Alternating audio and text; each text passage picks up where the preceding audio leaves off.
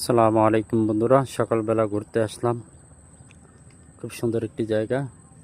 অবশ্যই এর আগে একটি ভিডিও দিয়েছি এই জায়গাটি নিয়ে। সময় কাটানোর জন্য রাস্তার পাশে সবুজ শ্যামল গাছগাছালি, খুব সুন্দর একটি জায়গা। পাশেই রয়েছে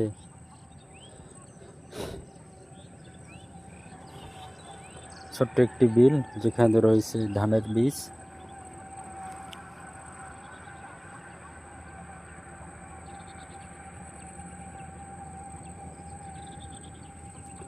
মনোমুগ্ধকর একটি জায়গা, একদম নিরিবিলি পরিবেশ, চারদিকে সবুজের বাহার।